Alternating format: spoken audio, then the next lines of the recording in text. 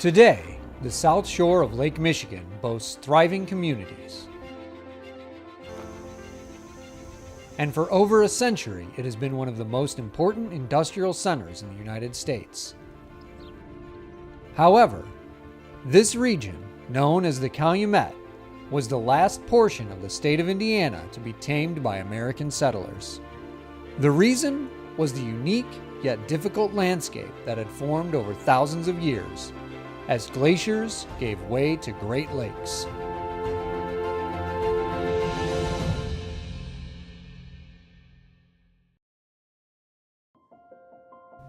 During the Ice Age, the low area that the glaciers carved out of the ground became Lake Michigan. And as the glaciers left, they left this mass of sediment.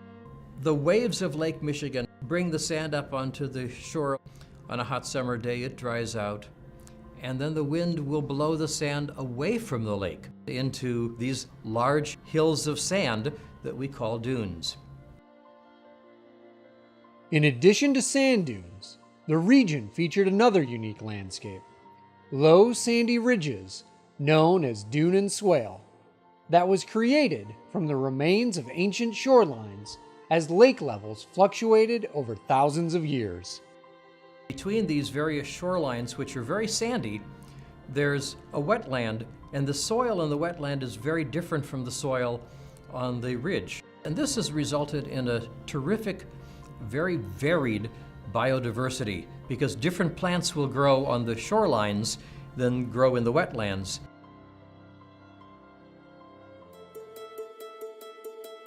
And the region's location on the continent contribute to even more biodiversity. We have plants from the north and the south and the east and the west all growing in one place. Lake Michigan and northwest Indiana are at the western edge of North America's great hardwood deciduous forest. But when you go west of Indiana, you go into a tall grass prairie. During the Ice Age, the glaciers brought down seeds from many of the trees that are common to the north. We also have plants such as the prickly pear cactus that grow in every one of our western deserts, but they also grow in the Indiana dunes. You get up on that dune, and what do you know? You got Arctic barberry next to a cactus. Wow! While the landscape drove biodiversity, people were not as fond of it. And the first inhabitants of this area only lived here on a seasonal basis. There were very few people who lived here full time. The American Indians fished in Lake Michigan, but they knew better than to spend the winter up by the lake where the cold blasts could come off the lake. They moved south during the wintertime and then came back up in the summertime. 3 or 4 different tribes would come here at various parts of the year, and some of the first roads of northwest Indiana were improvements on those Indian trails. The reluctance to create a permanent settlement in the region continued even as Indiana was becoming a state. They looked at sand dunes and said, what good are they? You can't graze on them, you can't grow crops on them. They saw it as useless land. One of the first Indiana officials to see the Indiana dunes was John Tipton, who looked at the sand and the fact that this would never support farmland and said that he thought that the dunes area next to Lake Michigan would never be of any service to the state. But others saw potential. In fact, when Indiana was admitted to the Union, the boundary was moved 10 miles to the north to include a portion of the Lake Michigan shoreline, and settlers began to have big dreams for the area.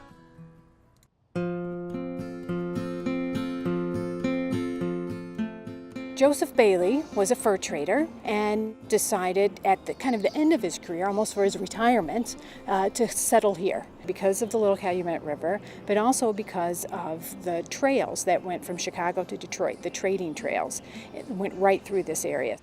He set up a small tavern and would rent out space for travelers to come. And then he started going into land speculation and actually platted out and devised this whole Bailey town, he called it. And the idea was he was going to sell to new settlers that came here. Joseph Bailey was maybe the first of many people who dreamed of a city at the southern shore of Lake Michigan that would rival Chicago. Unfortunately for him, he passed in 1835, so he never quite saw that huge Baileytown development take fruit.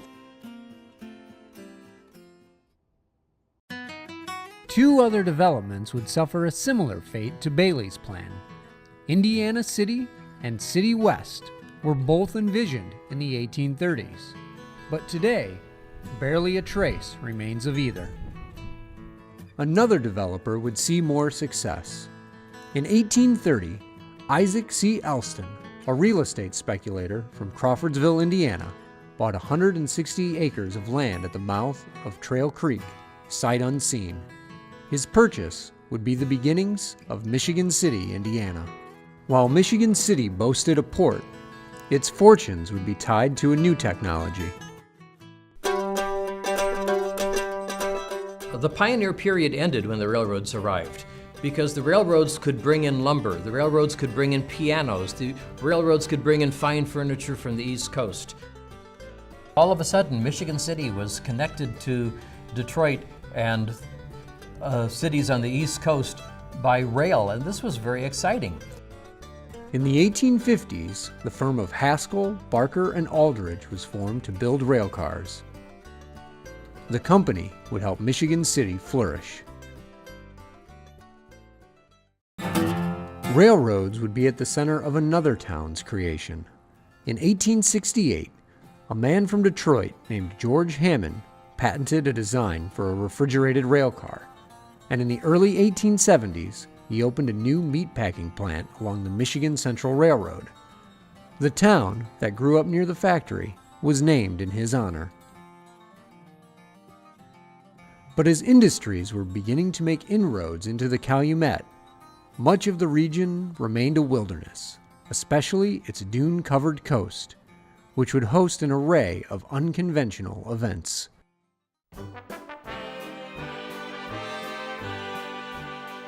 Octave Chanute, a French-born civil engineer, experimented with fixed-wing gliders in the dunes.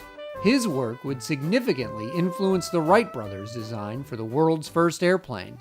In my completely unbiased opinion, North American aviation began in the dunes. Silent movie companies from Chicago used the dunes as a stand-in for exotic locations.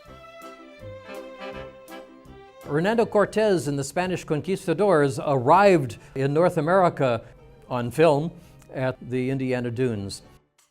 The dunes were very useful to the film industry until it became realized that Southern California had more nice weather and no winters, and the outdoor scenes could be done 12 months a year instead of just 6 or 7.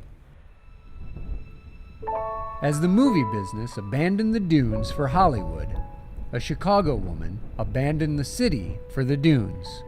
In 1915, 34-year-old Alice Mabel Gray moved by herself into a shack on the sandy Indiana shoreline. Gray was sick of urban living, and she told a reporter, "The life of a salary earner in the cities is slavery, a constant fight for the means of living. I want my own life, a free life." Her free spirit would become the stuff of legend, and she would become known as Diana of the Dunes, after the Roman goddess of the hunt.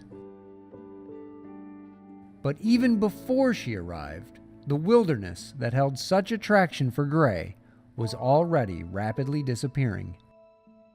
In a twist of irony, the land, once viewed as worthless, gained value because so few had settled there. The fact that Northwest Indiana was seen as pretty much a wasteland for much of its existence, there was plenty of land available at a very cheap price. And so these new industries coming in the late 1800s found that they needed plenty of acreage to spread out these huge manufacturing plants. The state of Indiana went to great lengths to encourage this economic development. One of the actions that the state of Indiana took was called the Made Land legislation. which encouraged the steel makers in particular to dump the waste left over slag, it was called, to create new land along the shoreline. The Inland Steel Company expanded so much that one can see this huge peninsula jutting out into Lake Michigan. As Standard Oil, U.S. Steel, and other titans of the industrial age set up shop on this shoreline, scientists and conservationists began to discover the natural treasures of this landscape. The region, once considered worthless, was now valued by very different interests. The conflict and compromises that followed would define the next century of the Calumet region, Indiana's last frontier.